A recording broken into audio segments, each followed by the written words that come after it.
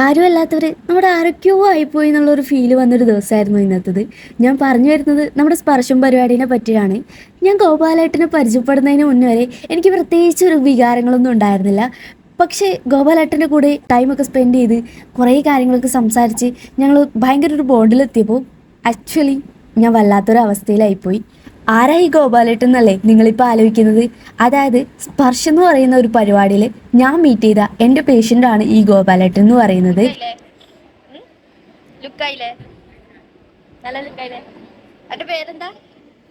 ഈ സ്പർശം എന്ന് പറഞ്ഞാൽ ഈ ഡയാലിസ് പേഷ്യൻസിന് വേണ്ടിയിട്ട് ഈ NSS പാലിയേറ്റീവ് യൂണിറ്റ് നടത്തുന്ന ഒരു പരിപാടിയാണ് ഈ സ്പർശം എന്ന് പറയുന്നത്. അതിൽ എനിക്ക് കിട്ടിയ പേഷ്യൻ്റ് ആയിരുന്നു ഈ കാണുന്ന ഗോപാലേട്ടൻ. ഫസ്റ്റ് വന്നപ്പോഴും എനിക്ക് പേഷ്യൻറ്റിനെ കിട്ടിയപ്പോഴും ചെങ്ങായി ഒട്ടും തന്നെ interact ആവുന്നുണ്ടായിരുന്നില്ല.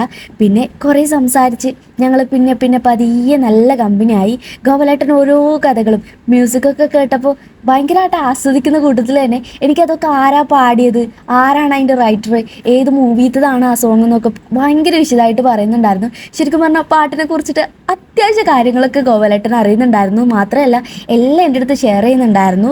But the bad thing എന്ന് പറയുന്നത് അവസാനം പോകുമ്പോൾ എനിക്കൊന്നും കാണാൻ പറ്റിയിട്ടുണ്ടായിരുന്നില്ല. ഗോപാലേട്ടൻ പോകാൻ നിൽക്കുമ്പോൾ എനിക്ക് കുറച്ച് ചൂടുവെള്ളം തരുമോ ചോദിച്ചു. അങ്ങനെ ചൂടുവെള്ളം എടുക്കാൻ പോയ സമയത്തേക്കും ഗോപാലേട്ടന് പോകാനുള്ള വണ്ടി വന്നു. അങ്ങനെ ഗോപാലേട്ടൻ കയറിപ്പോയി. പുള്ളിക്കാരൻ പോകുന്ന സമയത്തും എന്നെ കാണാൻ കുറേ നോക്കിയതാണ്. അവിടെ ഉണ്ടായ കുട്ടികളോട് പറഞ്ഞതാണ് അവൾ ചൂടുവെള്ളം എടുക്കാൻ പോയതാണ് അവളെ വിളിക്കുന്നത്. ബട്ട് ബാഡ് തിങ് എന്ന് പറഞ്ഞാൽ എന്നാൽ എൻ്റെ ഫോൺ സൈലൻ്റ് ആയിരുന്നു, വിളിച്ച് കിട്ടിയില്ല.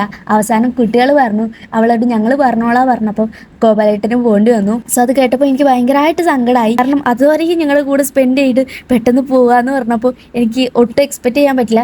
ബട്ട് ഐ ഹോപ്പ് ഇതുപോലെ തന്നെ ഇനിയും വീണ്ടും കാണാൻ പറ്റുമെന്നൊക്കെ ഞാൻ വിചാരിക്കുന്നു. സോ